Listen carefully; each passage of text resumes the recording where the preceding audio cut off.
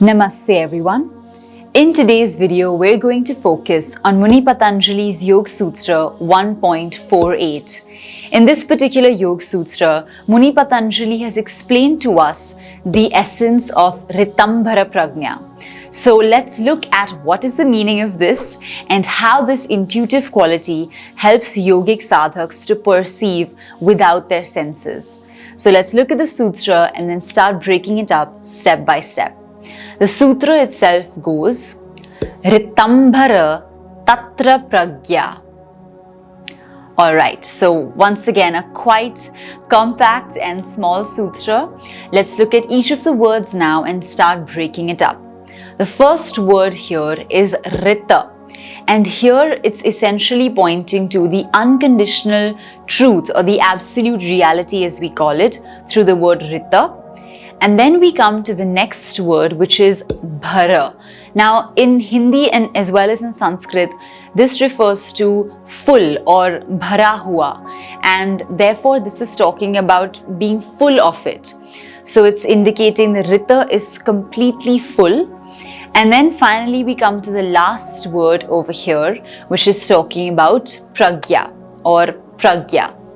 And in this particular word, it's referring to the intuition-like quality that certain yogic sadhaks develop, where they're able to understand the quality or they're able to completely comprehend something without the intermediary of their senses and their mind. And it's instead just their internal faculty which is able to grasp it. So now let's look at what this sutra is trying to explain and then go even further into its depth.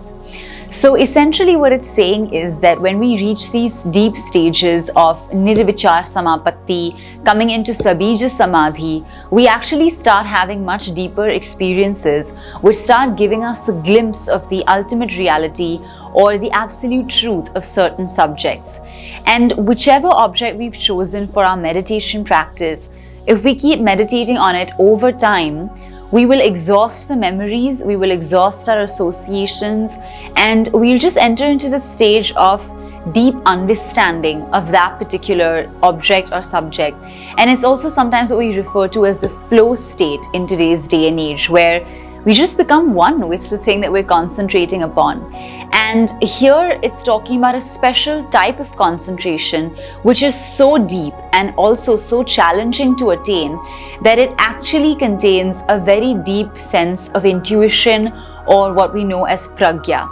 And this pragya contains the rita or the ultimate reality, and it's full of the ultimate reality experience that we're feeling when we're in the Sabija Samadhi.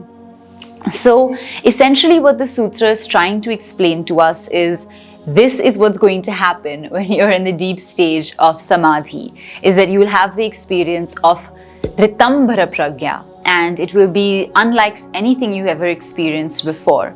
But also what they're trying to tell us is that's not the end. There's still a lot more to go. It's trying to also explain that pragya itself or the intuition power itself has many stages. And this is just stage or step number 1.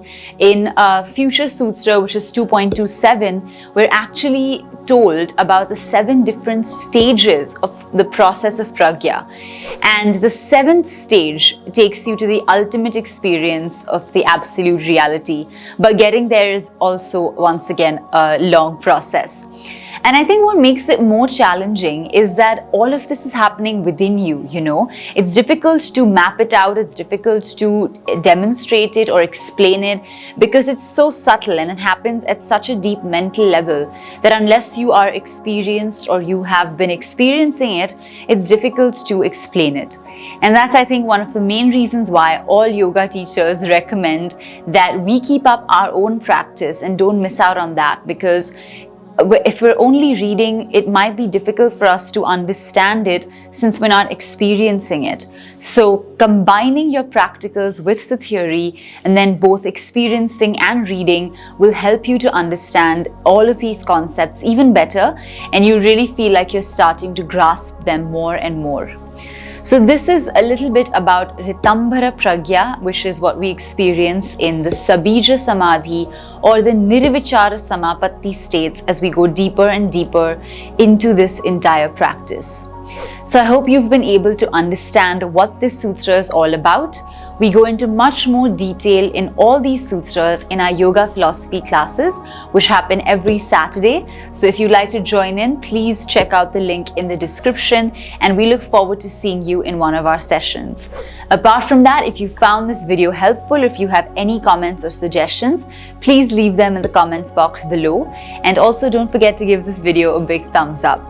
We're going to see you in the next video. Subscribe to our channel so you're notified as soon as we release the next one. Take care, and we'll see you very soon. Namaste.